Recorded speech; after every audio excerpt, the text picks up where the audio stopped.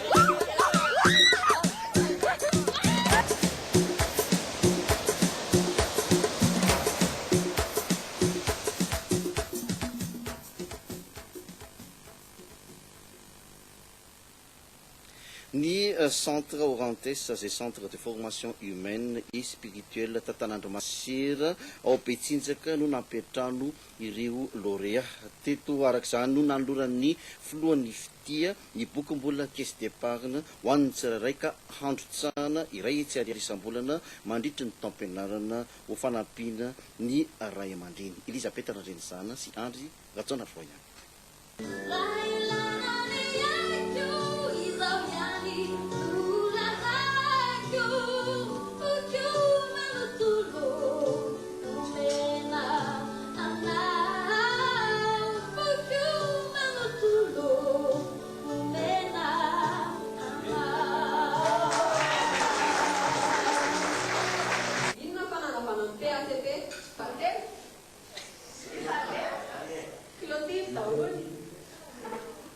Projet d'appui de communauté de pêcheurs. Bravo! Inona natao hoe forêt izay voavidina?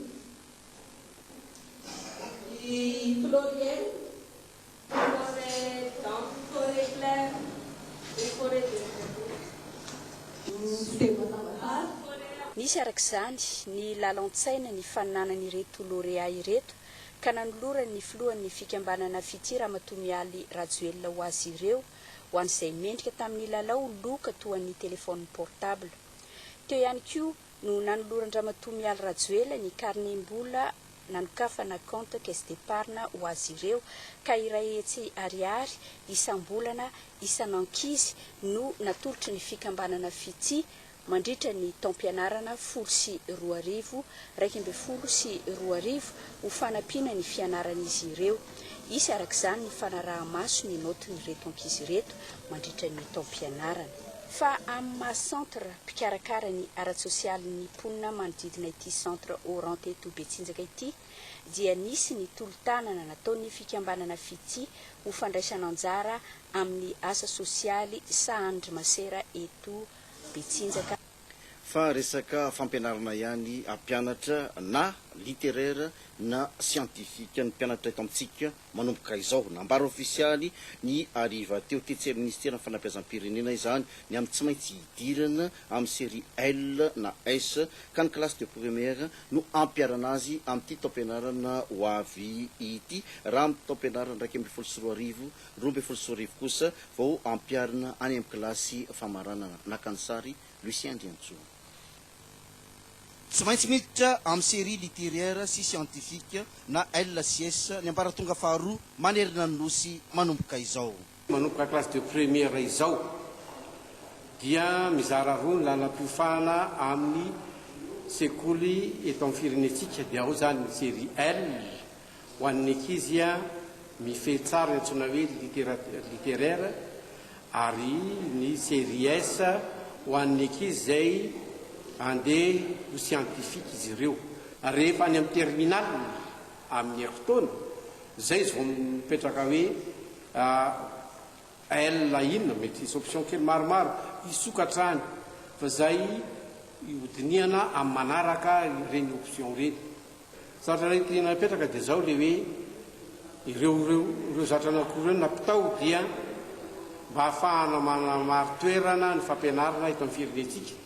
Nambarany reto tompona ndraikitra fampianarana ireto fanakana ny hevitry ny rehetra sy ny fomba fijery maneran-tany izao fanavana izao zay no lazaina fa tsy hanova ny fandaram-pianarana no tsindriana teto fa manaraka ny fivoatra ny fampianarana eran-tany isika eo ihany koa ny kalitao ary eo mazava ho azy ny fampandrosoana ny firenena. Saika efa niditra tamin'ny terinandro ity izany hoe androany avokoa moa ny akamaroan'ny mpianatra eto amintsika fotoana hiatrehan'ny mpianatra sy ny mpampianatra ny taom-pianarana vaovao nanadiady tamina sekoly iray teny amin'ny EPP SA teny Antanety be moa namina narindra rafenimana Jean-Baptiste Rajaonarivao ho alefantsika ny amin'izay rehefa aveo fa etsy an-dany aloha dia nanolotra ordinateur misy 370 sy kojakoja ilaina amin'izany ho an'ny ministera ny fampianarana teknika sy fanofanana arakasa ny OPTA na ny olo-pirenena tompona andraikitra ny maraina teo tetsy ampefloa Priska Rakotonandrasana sy Cédric Razafindrakoto. Ordinateur feno 370 sy kojakoja valibaoritra no nomeny olo-pirenena tompona andraikitra ny ministera amin'ny fampianarana teknika sy ny fanofanana arakasa. Izao fanomezana izao dia tafiditra indrindra amin'ny fanohanana ny tanjo ministera, ny fanomezan-danja, ny fampanaraham-penitra ary ny fanapareahana ny fampianarana teknika. Ivitoeram-pampianarana 12 manerana ny nosy no andray ny ordinateur ka nokendrena manokana ireo lycée teknika Filamatra, isan'izany ny LTC Ampefloa, ny LTC Ambanja, ny CFP Antala, ny LTP Tuliard ary ny LTP Fianaratsoa. Ny fanomanana ny tanorantsika hiatrika ny fampandrosoana eto Madagasikara ahafahana zany mampatsara kokoa ny fitantanana amin'ny lafiny rehetra amin'ny fampianarana moa zay fa indrindra koa amin'ny hoavin'ny firenena anankiray. Tiana hitohizana izy ity satria mbola 370 ihany ny ordinateur azo nefa lycée teknika eto Madagasikara eo amin'ny 13 eo. Efa voafaritra ho amin'ny sokajy tersiera ihany no azo ireto fitaovana ireto. Mahasolosaina rehetra dia rehetra na zany dia anatsara ny fampianarana ny matière tertiaire any amin'ny lycée teknika sy CFP rehetrarehetra manerana Madagasikara. Le izy moa tsy hoe dia ho tratra avokoa ny 63 établissement fa ny ampany amin'ny ihany aloha amin'ny titre-ity no mahazo.